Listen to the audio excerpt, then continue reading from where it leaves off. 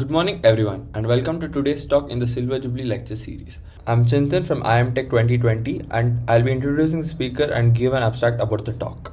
Today, we have Vivek Reddy, co-founder of VigaET Entertainment Technology, with us. Vivek is a highly accomplished technical director with a master's degree in computer graphics. He has been contributing to the industry for several years, working on various projects as a technical expert. His most recent contribution was as a virtual production director for the Lion King 2019 movie, where he played a crucial role in building the technology stack. Vivek is widely recognized for his exceptional technical skills and ability to deliver innovative solutions.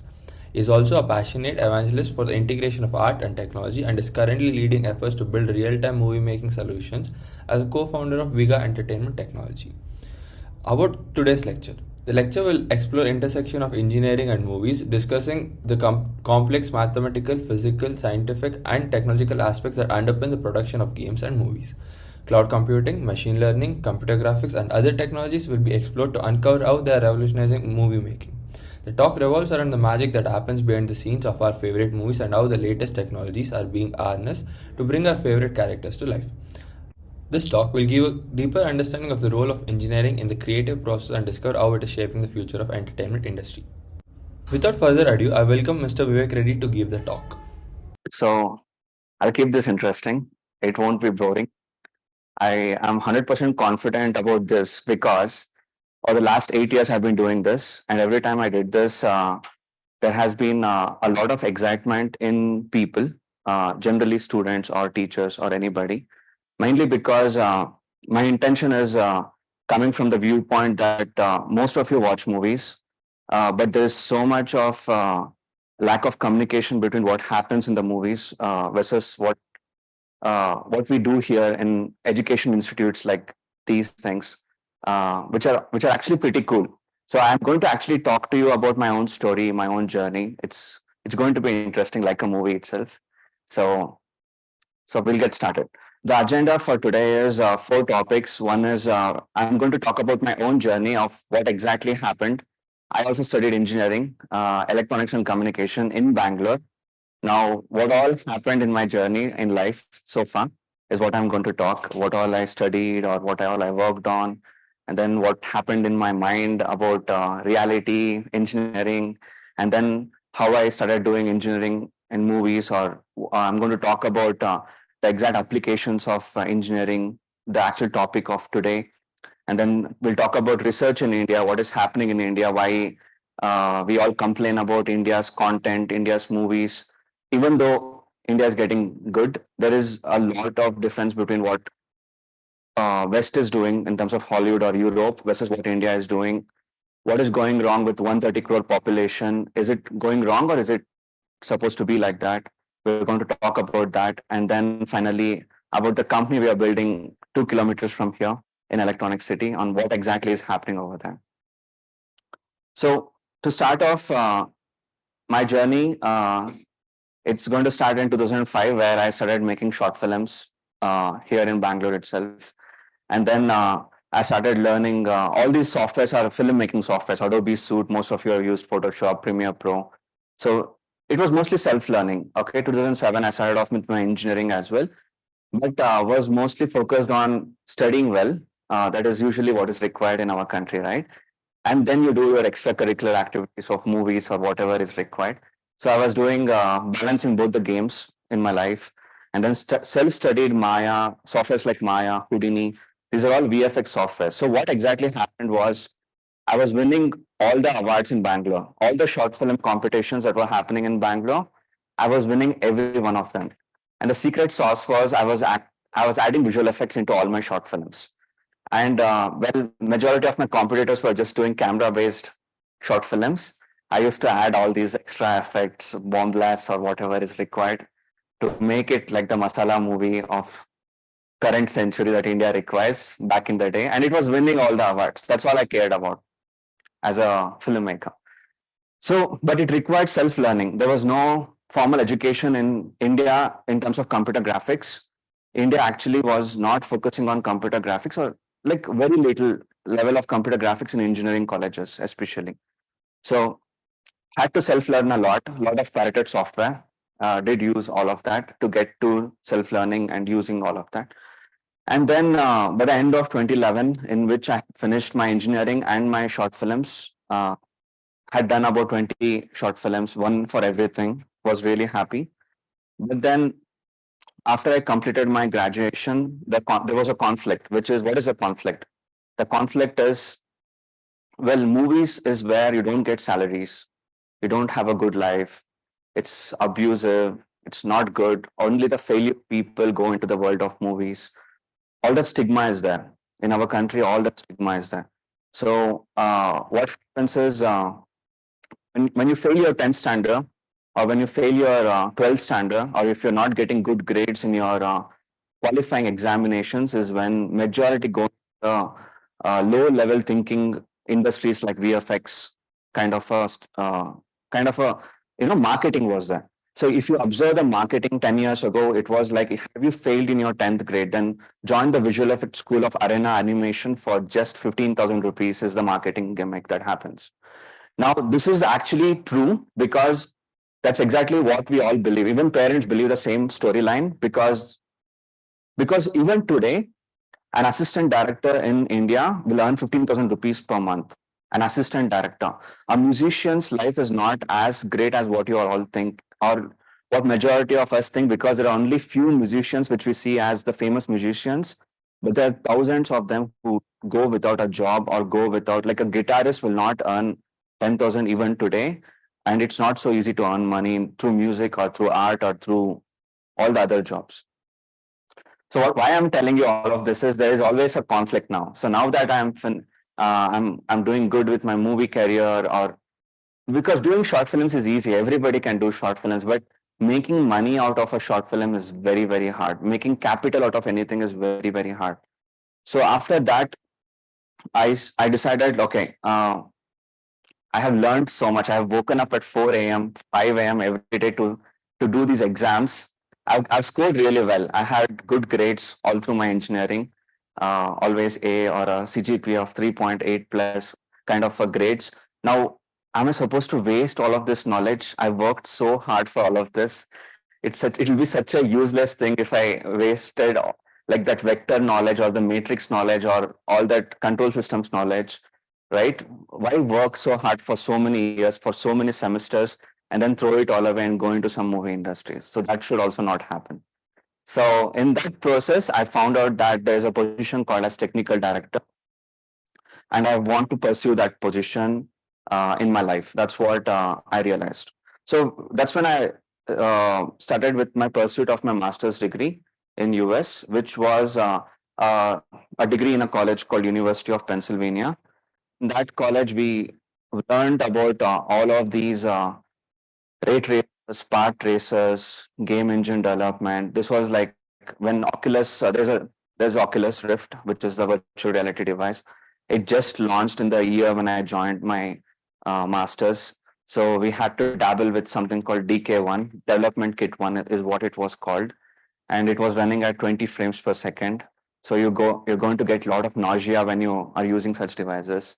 So I was developing games. So you go much more deeper into the science of implementing all the technology that you learned. So I'm going to go a little bit deeper into what exactly. So this is L systems. Uh, this is called L systems, and this is fluid simulations. Now we started doing all these real world applications during my masters. So the story here is a little bit interesting now, which is because during my undergraduate, I had absolutely no practical experience of my uh, knowledge that I was gaining. Like even though I studied engineering, mathematics 1, 2, 3, 4, and advanced physics and everything, I had never used any of those formula in my real life. So this was the first time I started implementing all of those formulas in my real life. So everything started to make sense. The whole ecosystem of, okay, this is why I use inverse of a matrix. Okay, this is why I use Taylor series. This is why I use RK4 integration. All right, got it. So now things started making sense. So moving further, in University of Pennsylvania, there was a laboratory called SIG laboratory. It was one of the most famous laboratories, which was instrumental in developing crowd simulations for the movie Lord of the Rings back in the day. because this tech started evolving since 1998. That's when they started using logic design and everything to make content for Lord of the Rings. So I was also part of a lot of crowd research papers, crowd simulations research papers in my master's degree. So it was all great. Like was learning quite a lot of stuff about, okay, this is how, because crowd simulation is all about logic gates. If you, I don't know which semesters you are in or which curriculums you are studying right now, but in engineering, I studied it in third semester, where NAND gates, OR gates, uh, NOR gates, all those gates, we kind of put all the logic gates together and get the output. We were pretty much using the same logic for human crowd simulations, interactivity, and everything. So, see, my appreciation started to increase. That's what I'm trying to tell you here. My appreciation for the knowledge we learn here was actually amazing. Like I was like blown away that thank God that I learned all of this in India, and I'm using all of this practically. Basically, in a movie, when a fight scene, a bar scene happens, all the crowd comes together, and then all of them, none of them are animated because it takes too much time to animate the 5,000 people in a crowd. So we actually automate it in such a way that every individual acts on their own behalf, and nobody is animated. So, for example, if a horse rider has to fight with another person, it's programmed. The horse is programmed, the rider is programmed, the sword is also programmed, so that there is an animation triggering on the other side. Based upon the distance of the subject to another subject, we trigger AI animations. So it's pretty much logic gates that we were using there. So yeah, this is what the thing was. The biggest realization was the practical knowledge was absolutely brilliant when compared to the theoretical knowledge, which is usually bringing boredom, which I was suffering from. I was literally asking every time, why am I studying this? What's the point of this? It's so meaningless. Why should I even do this kind of an approach? But then the practicality of everyday execution made it so much more fun, more enlightening, and I actually enjoyed the whole process. So in the process of then I moved to Hollywood, which was my dream location to enter to Los Angeles. I did not want to go to any part of America. I went straight to Hollywood, and then I was part of a lot of movies. This was one of the highlight movies that I loved working on. Every movie had a challenge. Every movie had a probably a brilliant, amazing challenge that I had to solve. And amongst all of them, Lion King was the most recent one, 2016. I spent personally on it for 4 years, of which 2 years was just research, and the 2 years was actual execution with the actors, voice recording.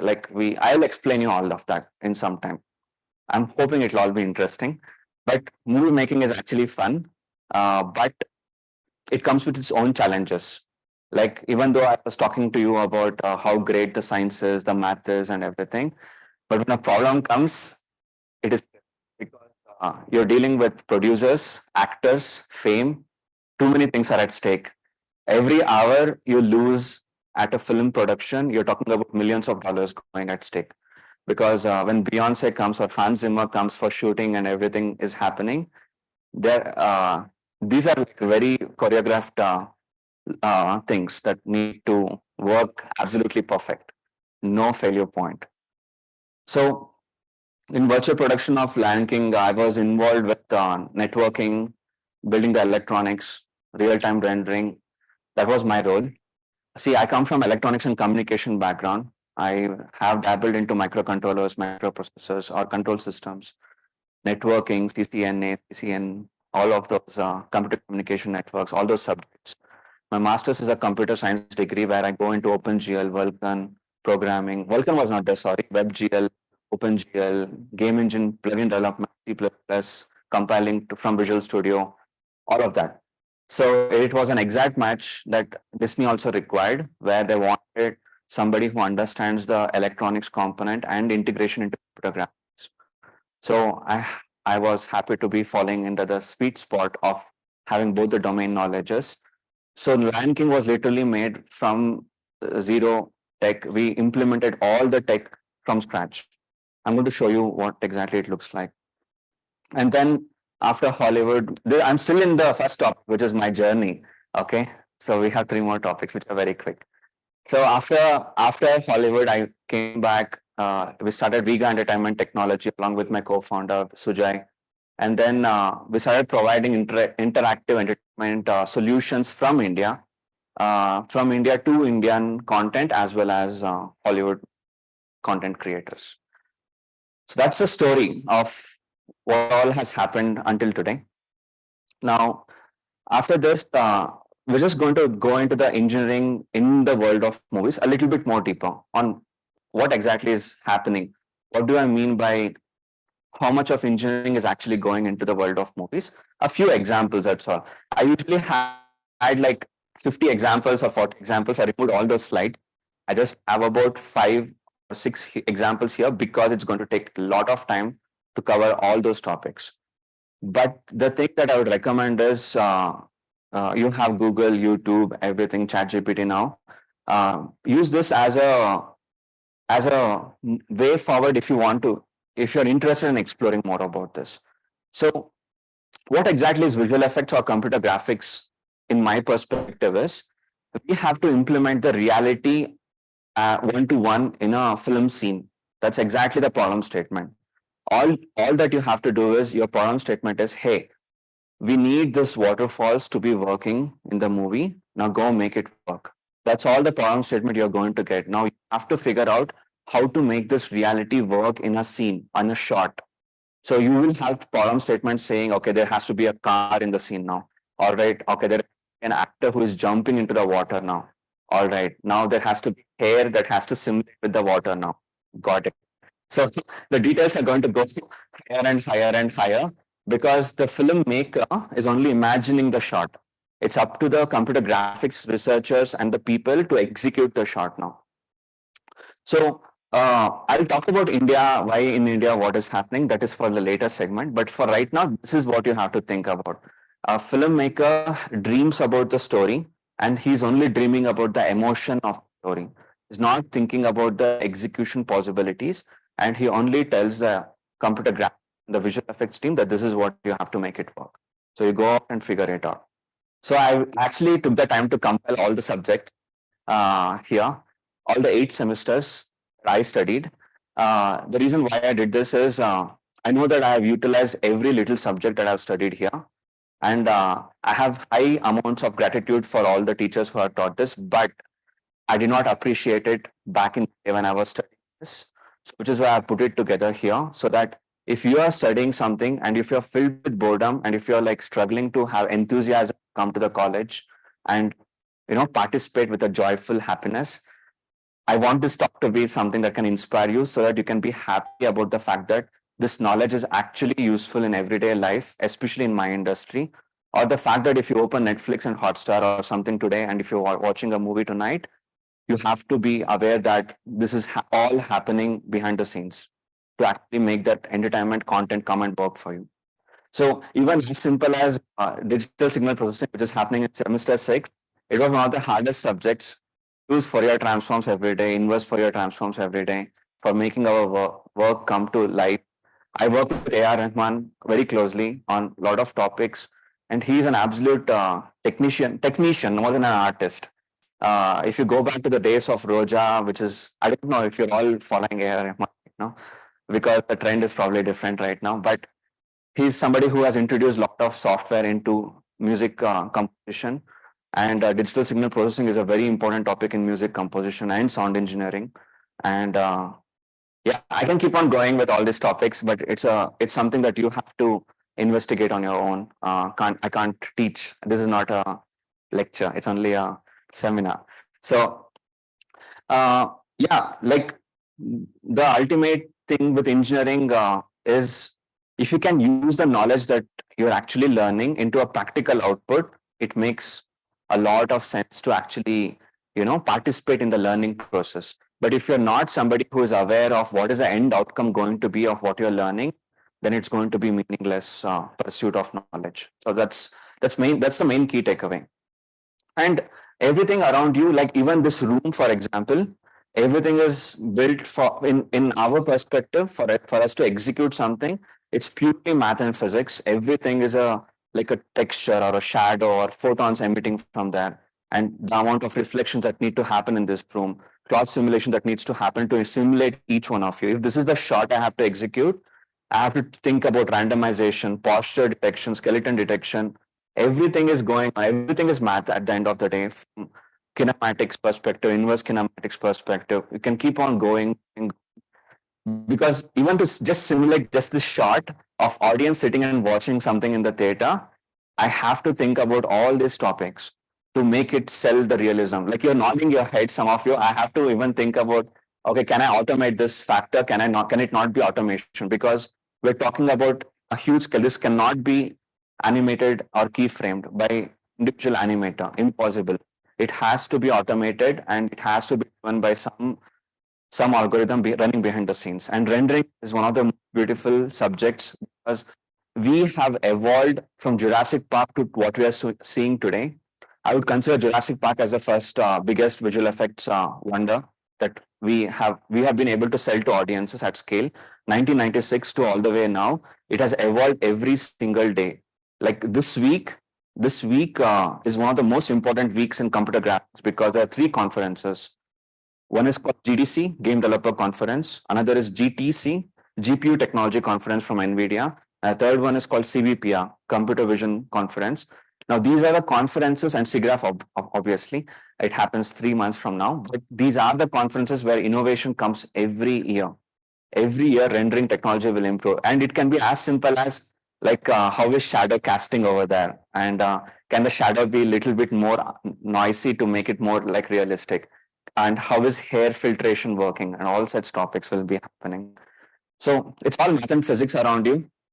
And I'm going to play just 5 quick videos. So this is an example from Khan Academy. Most of you heard Khan Academy, right? There's a wonderful course over there called Pixar in a Box. Okay. Now, Pixar in a Box, I would highly recommend all of you to actually watch that entire lecture series of Pixar in a Box. This is one example of how a parabola equation is useful in a movie. Hi, my name is Iñigo Quiles, and I work in Brave, making all the trees, the forest, and all the natural environments of the movie. And I use a lot of mathematics to do this.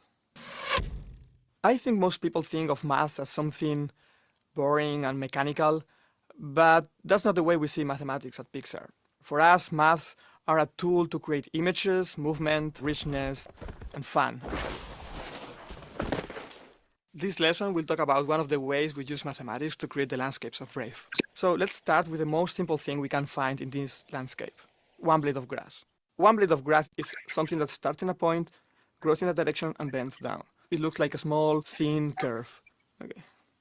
This was great news because in mathematics we have a lot of tools to describe curves. In this case we chose a parabola, which is a very specific curve. The curve, however, only gives us the spine of the blade. We still need to add a thickness to it and a color to make a blade of grass.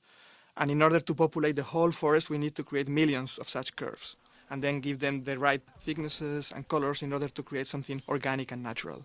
Do you want to know more? Stay with us for the rest of the lesson. Yeah, we're not going to do that lesson now. So you're going to learn, you can learn on your own all of these things, but this is just a pointer to showcase that in that movie, it was one blade of grass that we are talking about. But look, over a period of time, all these have been converted into tools and software. It is available as a software, but what happens underneath the software is what is the exciting part. And I'll tell you again, I'll come back to the problem in India after some time on what exactly is happening regarding that. Now, this is Hooke's law. Hooke's law, most of you have learned in your physics 11th grade, 12th grade, or even in engineering. This is the mainstream application of Hooke's law. Almost every hair simulation that you see in movies is running Hooke's law, because every hair strand is actually connected from vector points, one point to another point, using Hooke's law itself. So it's pure basic Hooke's law that's actually running all the hair simulation. But the problem statement comes about how do you run such a formula at that speed in your computer, in your GPU, in your CPU? What is the algorithm that runs so many Hooke's law equations at that level of accuracy? So that's the problem statement that you're usually going to be solving in computer graphics. So moving further, numerical integration methods. I'm pretty sure This is usually covered in the second semester of engineering. Taylor series, series, RK4 integration methods. These are all numerical integration methods that we learn, but this is exactly what we use for every animation that you see. So this is like Iron Man's.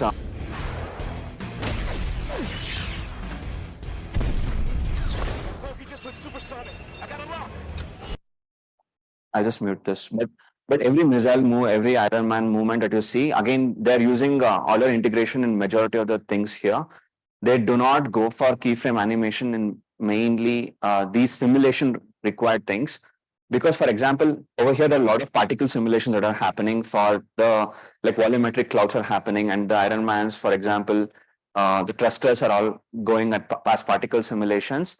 But what exactly is happening is, for every object to move from point A to point B, you actually run a numerical integration method, because you use something called time step of a CPU in your computer, and you use that time as a step to move forward calculation.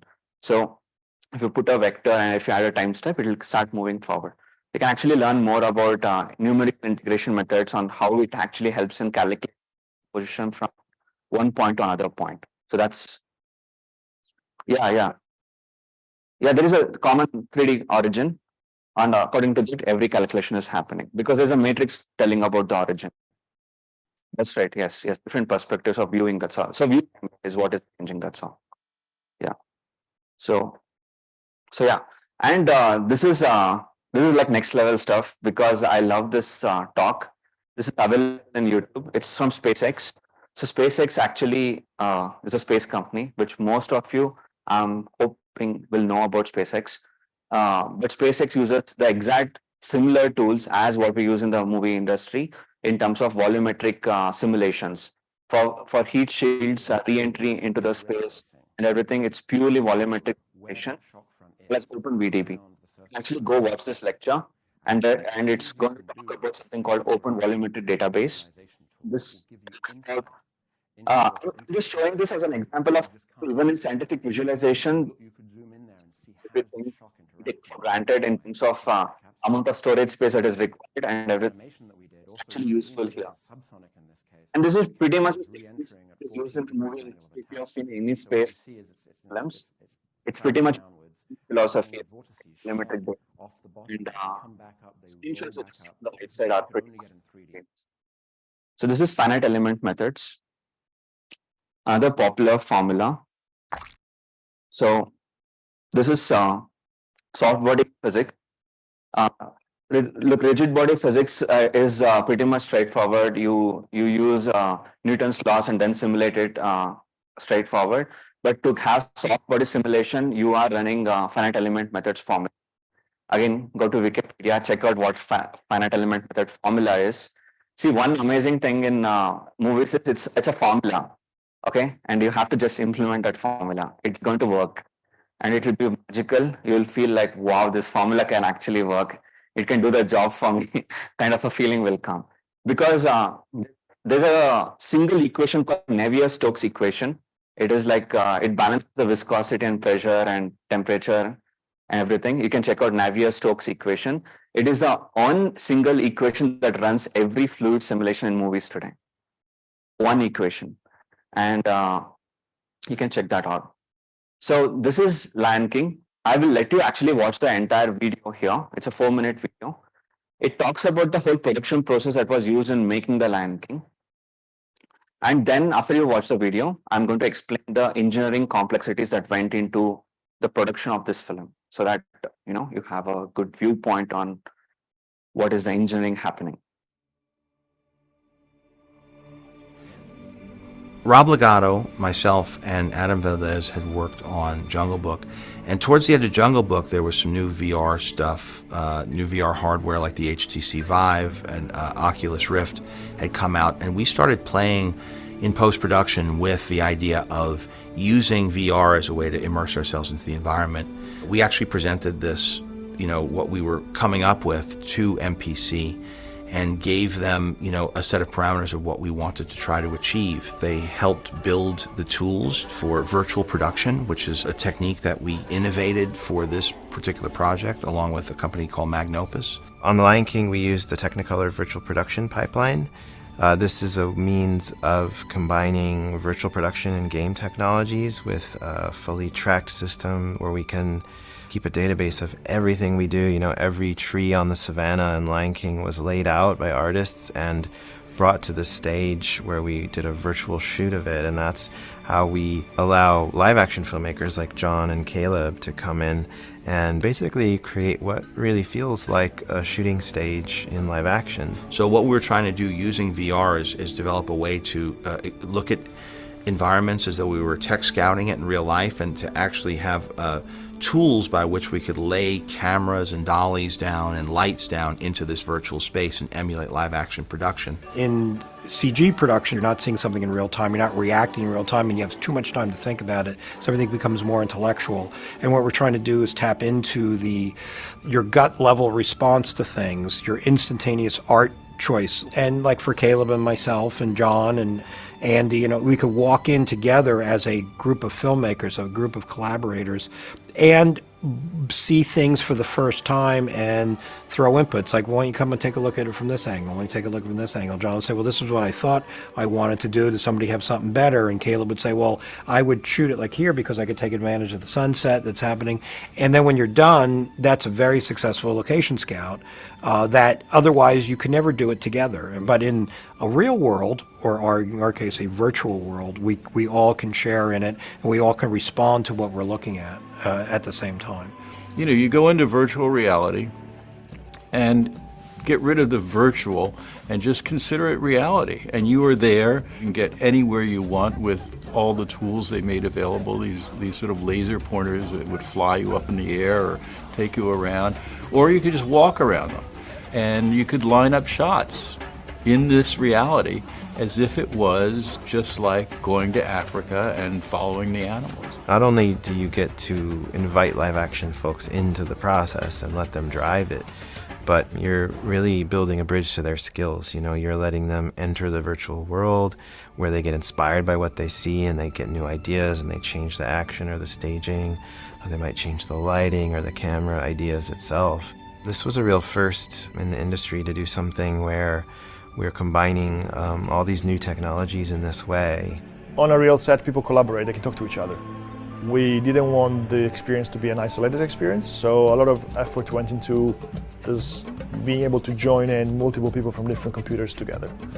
One of the very important things was to make them feel like they were working with something familiar. I have to say, this was a lot done by Magnopus. Was a lot of their effort was present them with physical devices that they're familiar with, and then they can shoot.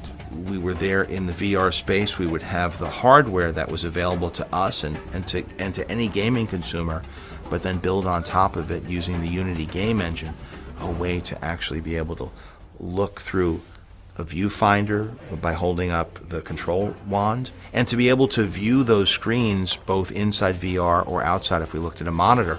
And so if you came to our set, it would feel like you were on a live action set, and you could actually look at monitors and see what was being filmed. And those tools were being refined constantly. We would have code dumps on a regular basis as we came up with new tools that we wanted, or new pieces of camera equipment that we wanted to encode.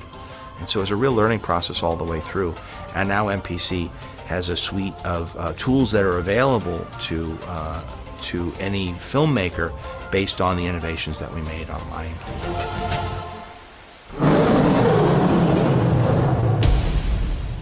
Okay. So that was like a summary of what happened in the movie. Now, I'll just give a quick heads up on what is the engineering complexity here. So first is the hardware. Like they were telling, a lot of this hardware that you're seeing here, right? Now, all of this hardware had to be built from scratch. So this hardware requires optical tracking or encoder-driven hardware. And hence, first you have to focus on building the hardware. Then you have to focus on low latency transmission of this hardware to cinematographer, who would usually not think about the tech that's running behind. Because the filmmakers and the cinematographers would only care about, is my Is my camera being captured? Is my emotion being captured? They don't want to get boggled down by the technology. So you have to draw a line saying, all right, technology, you take this seat, you do whatever you're doing underneath the hood. But the creativity should always be pretty much easy, like just like a normal film that they want to, feel like. So what happens is, like literally, if you move a camera, the rendering should be happening under 11 milliseconds on this screen. That's the problem statement. So hardware has to be chosen in such a way that if you move here, it's called motion to photon latency. That's the word that they use, motion to photon latency. You have to keep it under 11 milliseconds, or else the brain will detect that something is wrong in the device. Like just like your phone, if you move it, it should just show the render, right? This is exactly what we are expecting here. If you move it here, it has to render it over there. So which means the data has to first be captured in the hardware, then the data has to transmit whatever protocol you're using to the end piece or whatever device it is. Then it has to render in a game engine in a photorealistic manner, which means you have about 0.7 milliseconds for physics calculation, and then optimization calculations for this much, rendering calculation at this much amount of time. You have budget for everything. So you have to accomplish rendering all of that at that level of quality in such very less 11 millisecond time frame. So that's the computational challenges that you get from rendering challenges and hardware challenges and networking challenges. So pretty much that's what has been evolved in content creation now. And it's been evolving. The process is called as virtual production, and it's been evolving now. Yeah, usually that and multiple PCs are rendering parallelly. So they all take up different jobs. One computer takes up all the networking job. It doesn't really work on any other thing. And then the data is forwarded as UDP packets to everything. So there are lossy transmissions available sometimes. And then parallelizing depends upon the right content actually. So basically cheating, like how do we make something look good with very less budget of compute power? So you have to fake it. You have to write a better shader, something like that. So mostly it's cheating. Yeah. That's what games are. Like games cannot render everything in full detail, but you have to try to make it work with the limited compute power that's available. So even games released in the market, they work based upon the compute power available. So they do remove certain effects based upon what is the RAM available in your phone and everything. We pretty much. Yeah, we will be putting more GPUs as SLI configuration. We will do parallelizing of that as well. Yeah. So that happens. Sorry, the third section is research in India. So we are almost reaching to the end. Why research in India? I was talking to you about, okay, research in India, I want to talk to you about later, right? So this is an important factor. Why means like most of you are, like most of our country, we still complain about the fact that, okay, why is it looking so bad or something like that, right? So some of the reasons is like, these are like just identified reasons from my perspective. One of the things, we do not have many conferences that actually happen to share knowledge about this domain. First of all, we do not have, like IIIT-B has a course in computer graphics. Okay. But rest of the country or rest of the country actually does not have computer graphics as a core subject at all. See, that's one of the biggest differentiating factors. Like it is not even recognized as one of the important subjects in many of the universities, even though it contributes so much to so many industries. I don't know the reason why that has happened, but it's gained some importance. But it's important to have more conferences in a society where you have active research participation happening, and then there is networking happening between, for NVIDIA or software companies like Intel should come participate, computer graphics people should participate, and then implementation will happen based upon that. So that ecosystem is actually broken. Okay, one thing. Now SIGGRAPH, I want to talk about SIGGRAPH here because if anybody who is interested in all that I've been speaking for the last several amount of amounts of time, SIGGRAPH is one thing that has inspired me all my life for the last several years, more than a decade now. SIGGRAPH is a conference. It's the biggest computer graphics conference that happens, where every professor from every top university, ETH Zurich, University of Utah, or any top university that you can imagine, will publish the research papers in computer graphics.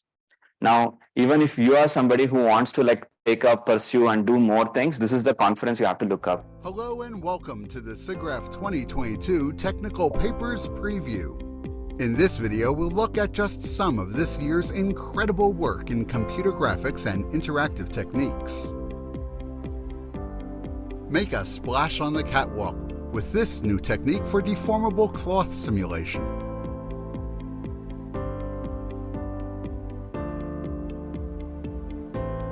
With a couple of brief scans from your phone, you can create a volumetric avatar.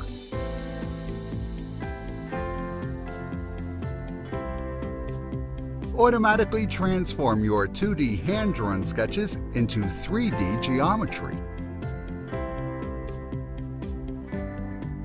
Create a complex interlocking puzzle for any 3D shape, even a cow. Play ball with your friends. If they're not around, keep playing with this neural scene representation.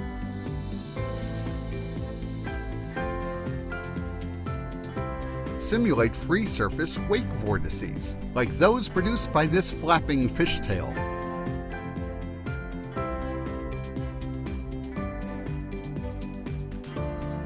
Having trouble getting your armadillo down the stairs? Let the computer create lots of simulations, then interactively pick the one you like best.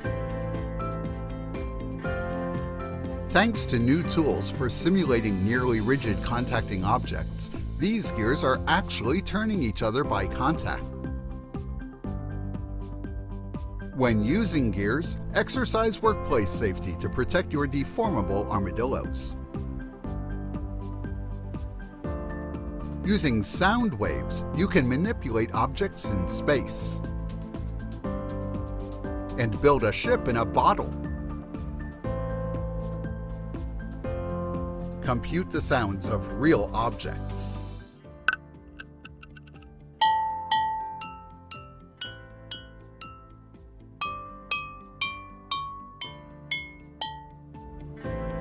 At the start of training, everyone falls down. With practice, your characters can learn sophisticated motions. This stream is nice and relaxing, but it's even better with realistic bubbles and foam. Create paper crafts from 3D models using developable surface patches. This friendly and delicious crab has learned how to dance, and then teach its friends for a dance party. Pick up your bunny humanely by automatically creating a custom 3D printed gripper.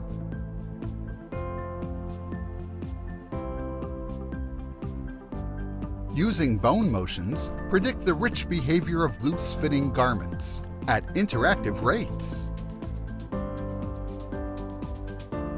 Simulate incompressible viscous and non-viscous flows, like different kinds of honey.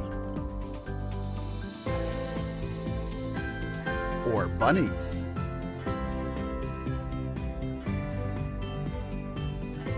Come join us at SIGGRAPH 2022. So that's SIGGRAPH conference that happens usually in Los Angeles every year for 5 days.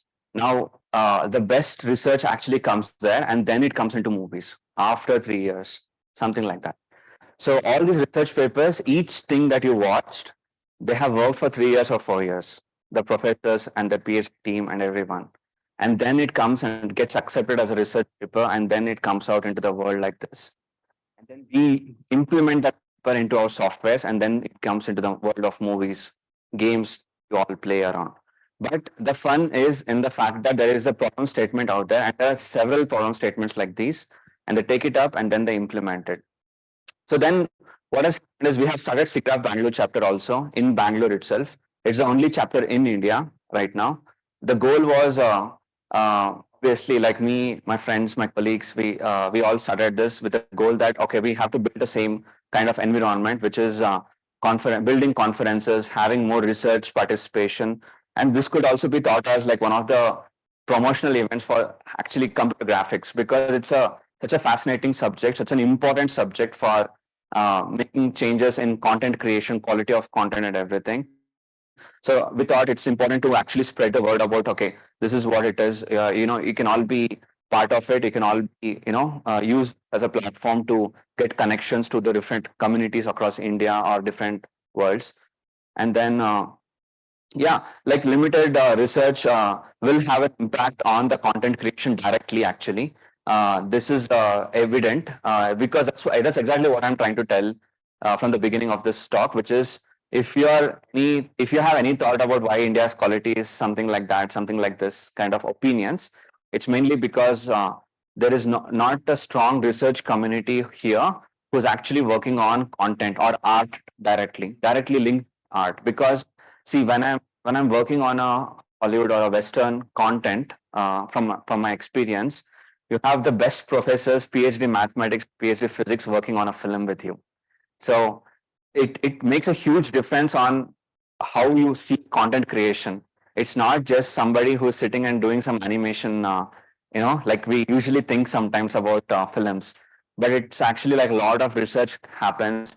NVIDIA is working on a film with you. Intel is there as part of filmmaking crew with you. Have technology helping out with you. We also use scalable servers for distributed rendering.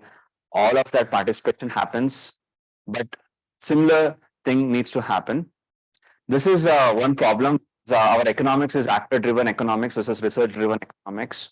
We usually spend a lot of capital on the actor-driven content creation rather than research-driven content creation, because in the there are budgets allocated for research-driven content as well. Because if you're spending $100 million, then know that okay, 40 million has to go for research. Kind of an approach is there. Over here, you have to convince a lot for research because it's mainly the content creator who needs to understand that the research is actually required to make this short work. I was usually giving an example to my friends, which is, have we ever seen even a single car chase scene that happens on a flyover in Bangalore? At least one car chase scene that happens on a flyover in Bangalore. I don't think it has happened. Like not even that shot has happened. So many shots are yet to be done. Yeah, we need to have a car chase in Bangalore first. Yeah. So the final thing I wanted to talk to you about is what are we actually doing? Like I'm talking so much, right? So what am I actually doing now, right? In this whole thing that I just talked about. So we have Viga Entertainment Technology right here, where we are building a lot of solutions. I'll just play the show reel of what the work that has been done so far, so that you get to see the context of it.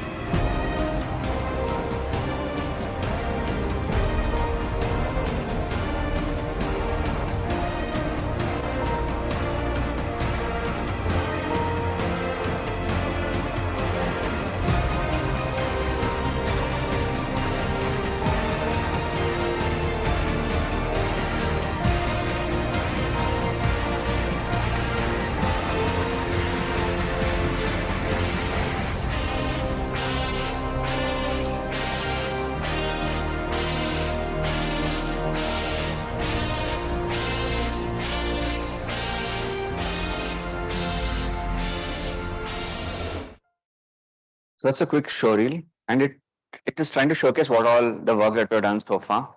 So it's been 4 years. We started building a lot of hardware, a lot of software.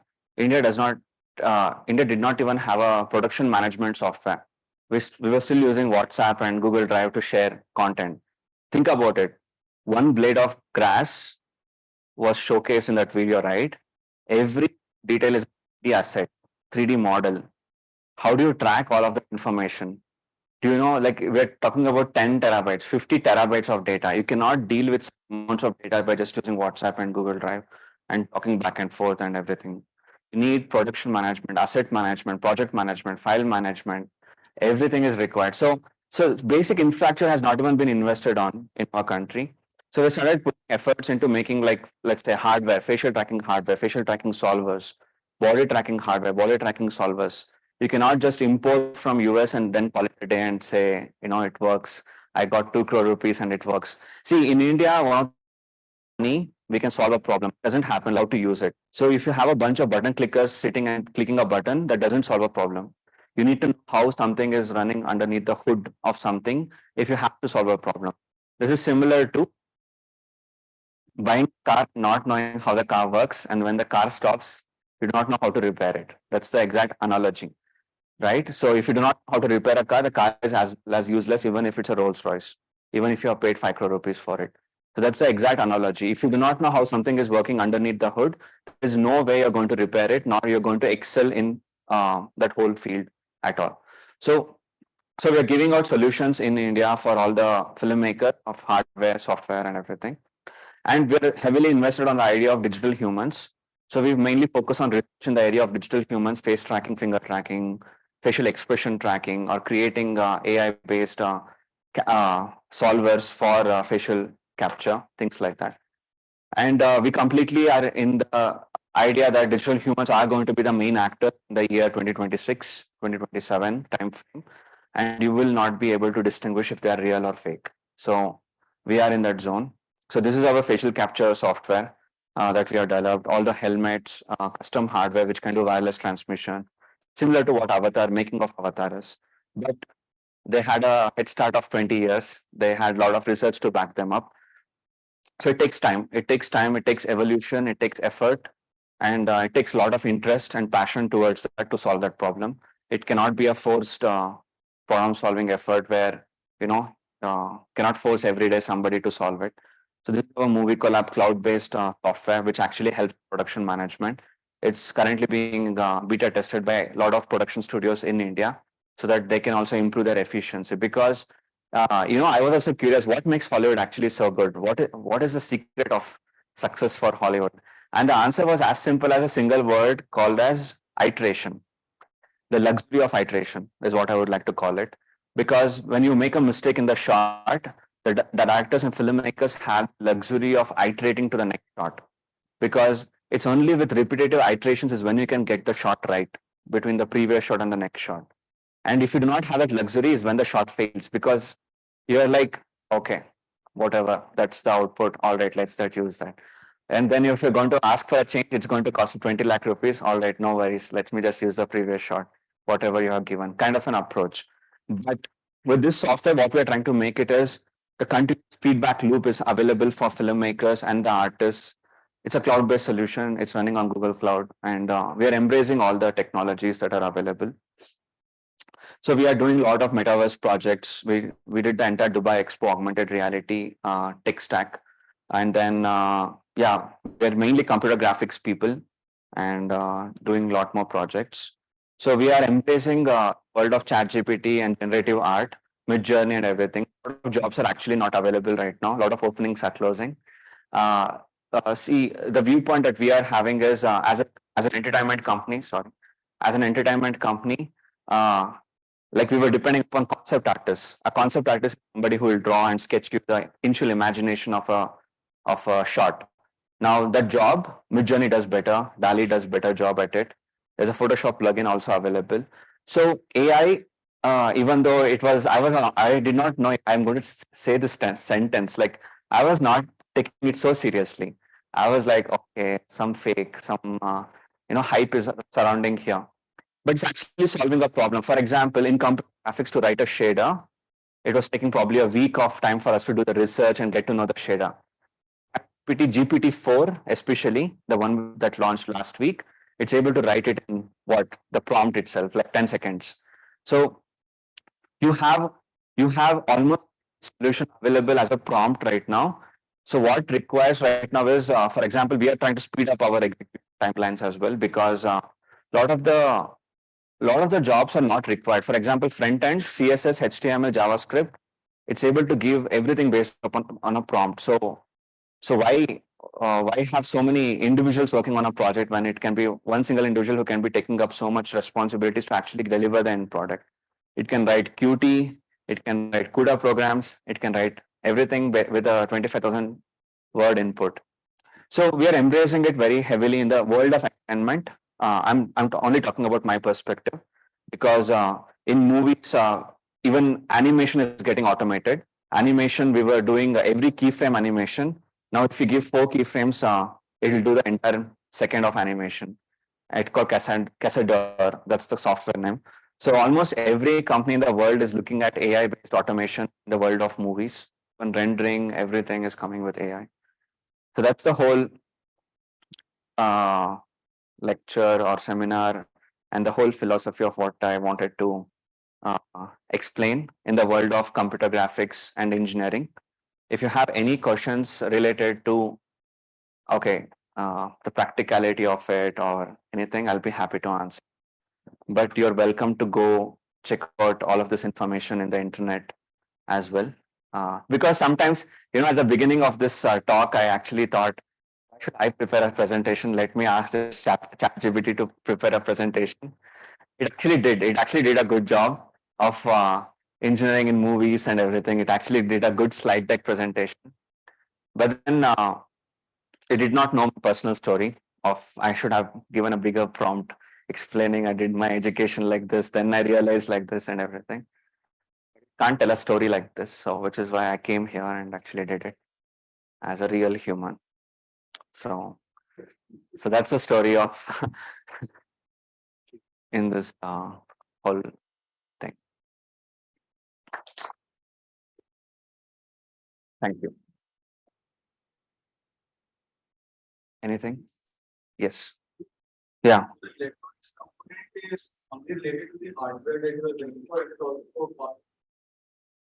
Yeah, it's both, like encoders, for example. If you write an encoder, you should also like for it, right? You have to make sure that encoder has it's a rotary encoder or a linear encoder. You have to make sure that it has good accuracy and everything. And then how is the transmission working, the encoder, to build the next microcontroller for it that can actually do the transmission. Other type of electronics is you will usually have optical tracking, so it's IR encoding. So the IR beam coming into the room, you have to triangulate and calculate the position of the tracker, of the IR tracker. So then it's usually a combo of hardware and software, though nothing works independently. To write all the way until in the movie, you have to write it until the end. In gates, like usually, like if you look up a software called as Massive, it's called Massive, MASSIVE. That's a software name. You will actually see how exactly we build logic. You have to build step-by-step logic on reaching to. Usually, we use Boolean logic, right? In a lot of our logic gates and everything. There is something called fuzzy logic. Fuzzy logic varies between 0 to 1, right? Just like machine learning, you can 8 to 1, you have to give a fuzzy number between 0 to 1, right? So in Massive, that's exactly how it is. You design a gate where, hey, this is the then this is the randomized output that you have to generate. So you usually use a noise signal. See, at the end of the day, crowd simulation is nothing but automating animation. So all that you need is the skeleton movement should be automated. The rotation values should be generated. So you use all this logic to actually generate a certain skeleton value for animation. That's all. But if you look up at software, you will see the exact formula for it. Yeah. In an animated movie like Lion King, Yeah. where emotions have to be given to, say, the lion crying, bird crying, and all those things, what exactly does it take? Because animating humans, maybe you can look at human faces. Yeah. How exactly? So for that, there were probably 2 important methods. The first method is there was a human who was doing something like an initial motion capture, initial face capture. So in this film, the animals were talking, right? So they were not exactly like animals. That has got a lot of negative reviews in the world of movies.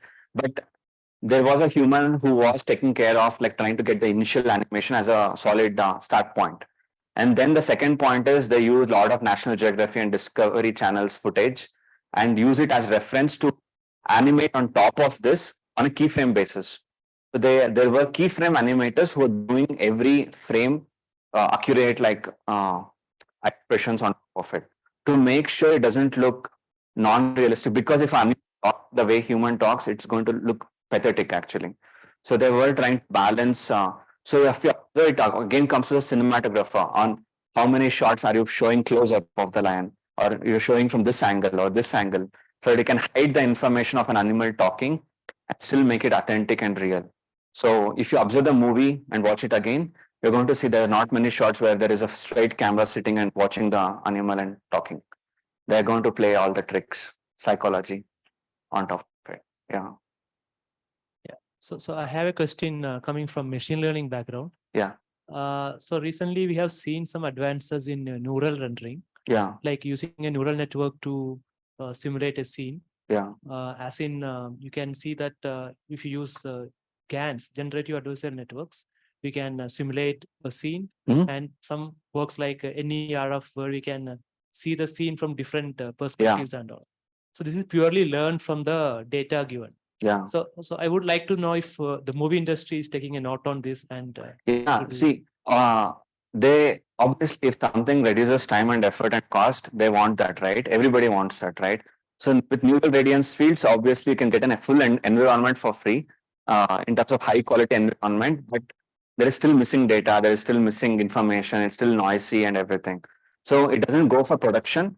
It only gets used as pre-production, like rough data to plan the shots and everything. So still, it's not like production ready. So what happens is we are all aware that all these technologies are almost changing almost every week. In fact, every day.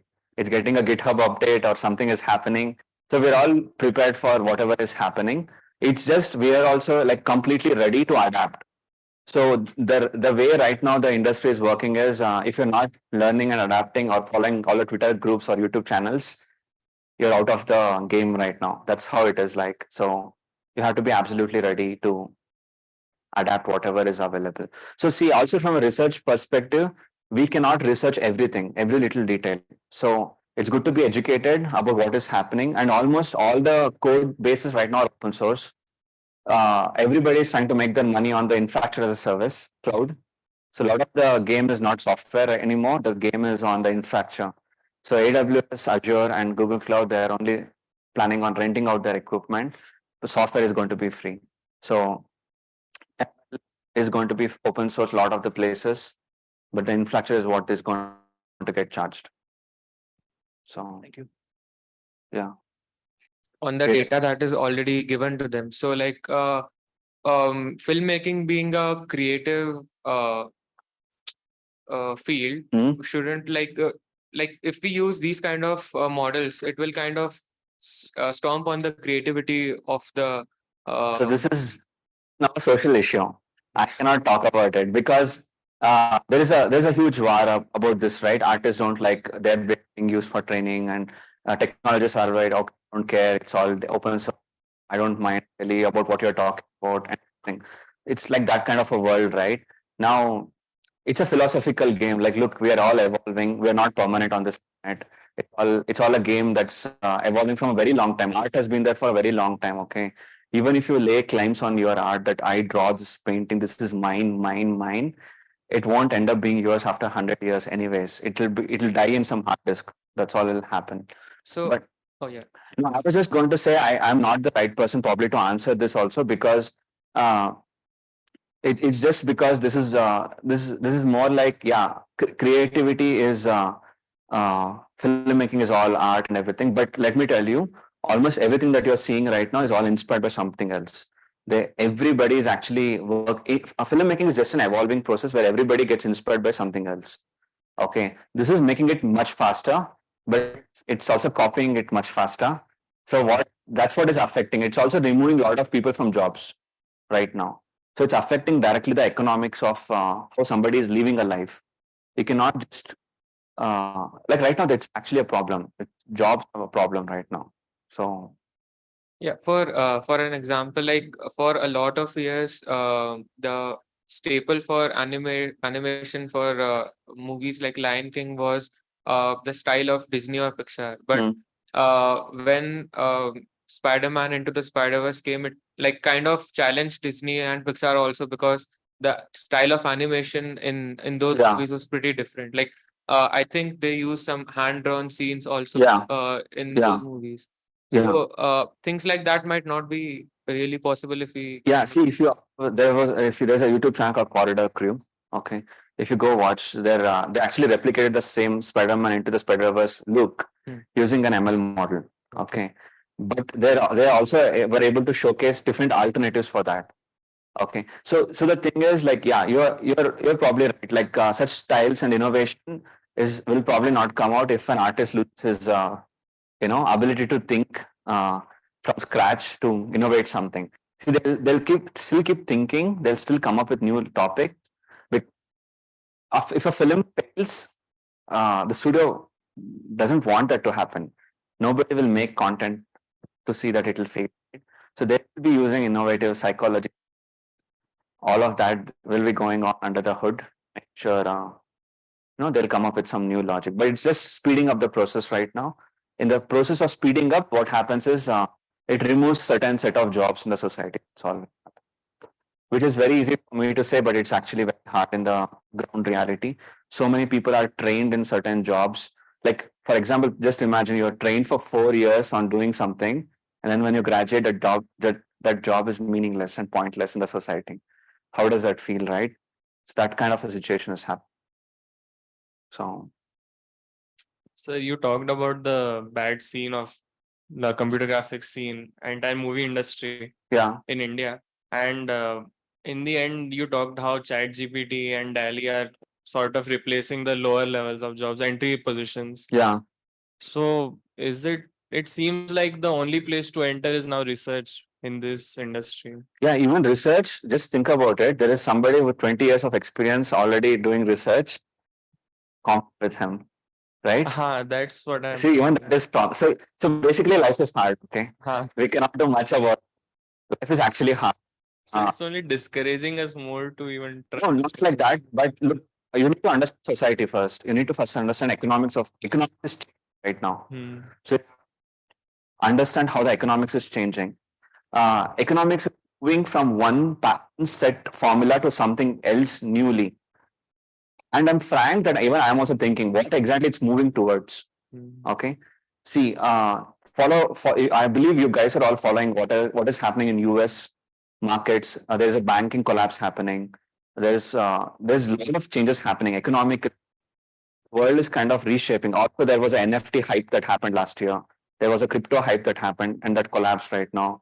Dogecoin got famous. That also collapsed right now. So there is a movement of economics happening. Everything works on the basis of capital, money, economics. Okay. Even in computer graphics, if something has to work, the reason why I'm here is only about the fact that instead of learning with sadness and instead of learning with the idea that it is all meaningless and pointless, I at least want to give a ray of hope that it is actually useful. That was the first point of the reason why I came. But this is the second important question, which is, so even after I learn all of this, what's the point is the next question. How do I make a living out of it? How do I make a career out of it? See, that's something, it's a hard question. It is really a hard question right now because at the rate things are changing, I am in no position to answer that question right now. Because at least several decades ago, probably 20 years ago, I could have come here with the same lecture style and I have told on this industry, 5 years will be happy. No need to worry about anything. I could have told it with that level of confidence. Back then, they were pretty much consistent, right? Those jobs were pretty consistent. Right now, it's not like if you're observing, it's just changing. Two things are changing. Best is so what we have machine learning plus computer graphics. That's what we are focusing on. So if you're in cloud engineering, you should focus on how is ML impacting cloud engineering, and then coming into the market, like what is the solution? At the end of the day, focus on value creation, society. You will always go in the right direction. If you do not focus only on the job will go away. But if you focus on value creation, it's going to be a very good path. Is it actually adding value in the society? Is it helping somebody? So just focus on that as the goal. It's formula. Yeah. I wanted to ask if you could tell us a little more about your collaboration with A.R. Rahman, because you mainly work on a visual level, he mainly works on an audio level. So was it Lay Musk that you were working on, and how did this collaboration No, come we in? worked on something else called Nirvana. So, it's where look, the collaboration is pretty much not just a musician, he's mostly a technical person, according to me. A very highly technical person. He uses Unreal Engine. He knows about all the programming languages. He's pretty much a technician rather than a musician, is what I feel. And because of technical abilities, he innovates a lot of it into his content. So every time he makes some content, actually implement. He knows people who develop plugins for Final Pro Tools or any other sound engineering software. So it's mostly like our collaboration was we did a musical and a short film with him. He was mostly the creative person and the technologist who wanted to do such films with digital humans. So we're exploring contributing digital humans and content creation with it. That's pretty much it. Yeah. So, few years back, I was wondering this. So right now, in all the gaming industry, there is a hype about how much FPS you can get in games. The more, the better. So I was thinking that why don't the movie industries and the animation industry, why don't we get movies and animated movies or even normal movies in more FPS than the 24, which is the standard? In movies? Yeah. Look, if you observe movies are not just content creation, distribution is important, and it's about economics of money making at the end of the day. So every theater has a projector. There is a laser projector. There is a home that has a television screen that has certain frame rate available. So you have to make sure your content is distributable for everybody. So you cannot innovate at one end and wait for the other end to evolve. You won't change your TV tomorrow, even if I ask you to for the latest one. You will say it's working. I want it for 5 more years. So you are the reason why we are not doing that. I'm just giving an example because in the world of market economics, you have to see the entire pipeline of how information travels from, because at the camera front, for example, Alexa cameras, Red cameras, they're able to shoot at 1,000 frames per second. Semiconductor industry is already able to crack that code. They're able to shoot at whatever frames we want. But storage capacity is very high. Streaming capability is very high. 5G infrastructure is very important. We're talking about an entire ecosystem that has to work if we have to push a technology into the market. At least now, these days, 4K thing, right? These days, we are all buying 4K TVs. So 2028, every content will be distributing in 4K. So it's an ecosystem. So this is like a very convincing reason. But at that time when I was searching, so many places I found out that making movies hyper realistic, like 60 FPS, that for the viewer it is a bit it doesn't look well. So do you agree to that? Yeah, it does happen because look, our brains, we're all wired like a particular style. Okay, we have all been watching movies for 20 years, right? So what happens is psychologically our brains is adapted to that. Okay, even though 60 FPS is smoother, nicer, we all feel it's fake. I feel it fake as well. There's a video from Tom Cruise who has done a video on YouTube. Go watch it. He talks about please don't change the settings on your TV to smart display because it's smoothing out the motion blur of the entire shot. Please watch it for FPS. See, it's again psychology. It's been running from 1960, right? So our brains are all wired to that. So that's all. Thank you, sir. You said your company is like focusing on digital humans. Yeah. Can you like elaborate more? Like So digital humans in the sense like let's say there's an actor and we want a replica of the actor working in the movie because we want some stunt scenes to be working or some action scenes to be working. So we have built a light stage or a scanning stage in which you come, and then we have a bunch of Raspberry Pi cameras which does image processing on top of you to create a virtual mesh of you along with textures.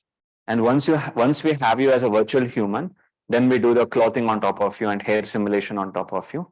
and then we do facial expression capture for you later on. So then that's the process in which there is a digitized version of you where we can put you in different situations.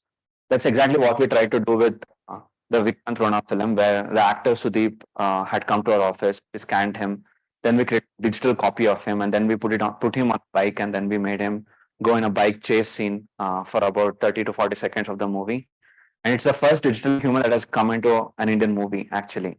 So it's 30 seconds or 40 seconds right now, but we are hopeful we can increase the duration and convincing, because we could not do close-up shots, for example, because a digital human will feel fake when you do close-up shots.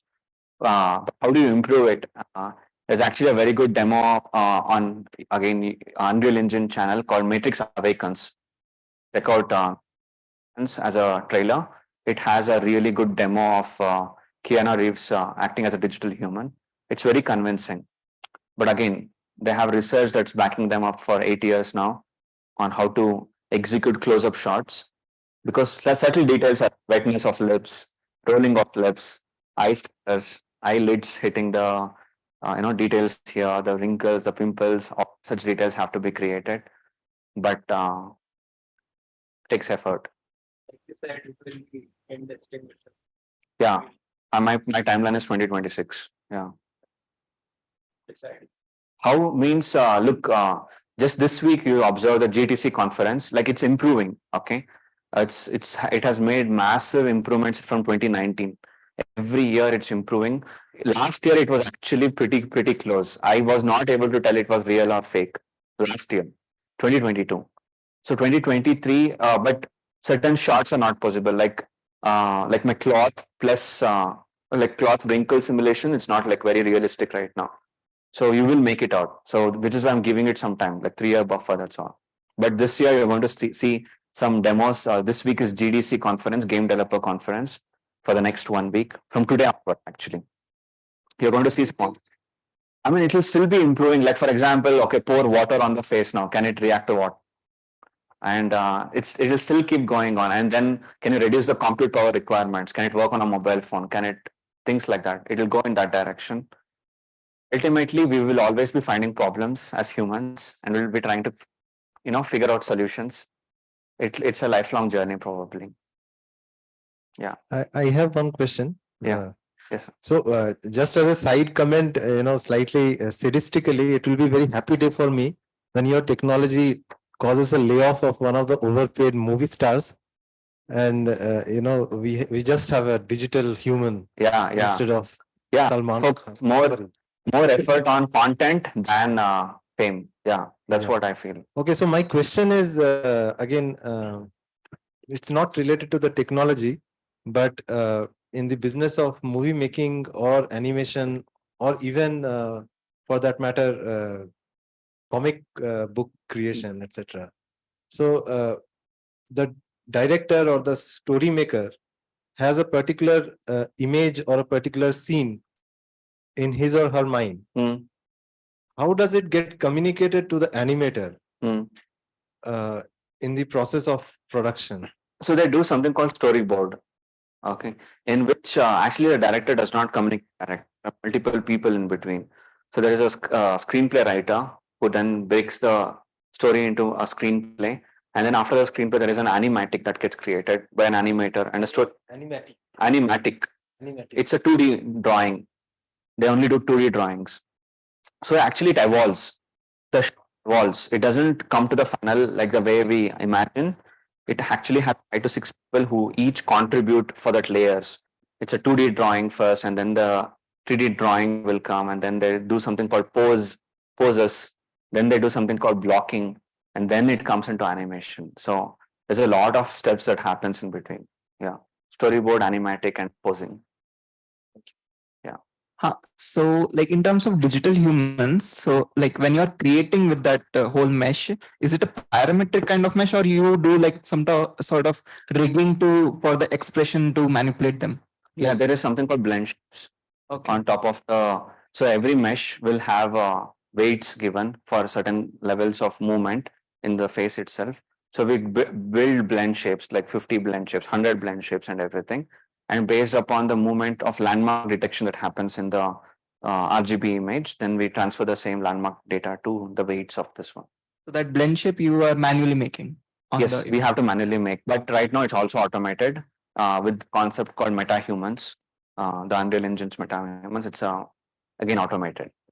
So I had a question on uncanny valley. So you're aware of that, right? So is you mentioned about iterations, right? So is iterations also a part to remove as much of uncanny valley, or why does it still happen, right? Yeah, I think Why it's are- still subjective opinion right now, and the people who are deciding are subjective to the opinion that they're creating over there. And after you watch it several times, you lose the sense of opinions, sense of subjective opinions. So what? So it's mostly, and then somebody else freshly sees it, and then they'll feel it's uncanny or something. So right now we're at a point where they're trying to solve it. I think it's also because it's a subjective opinion, it can feel different because somebody is not focusing on something, kind of a feeling. But it has definitely reduced over the years Yeah, because of the getting awareness better. of it, right? So Yeah, the feeling that it feels unreal in term, like when you see a digital human, it feels like it's fake somehow, and you're not able to tell what it is. what is causing it to look not so real, but it feels. Yeah, it feels fake. So there is a particular, so there in human perception there's a specific valley where it just dips when you start feeling that something is not real. Like the animation might be on the mark, the models are on the mark, everything is correct, but the execution, there's something you can't really pinpoint what went wrong. All good. Yeah. Sure, you can connect, follow us on LinkedIn. We'll have more updates coming about all the innovations. All right. Thank you, guys. Thank you so much. Thank you, Vivek, for taking your time and effort and giving such a candid talk. It's been very valuable.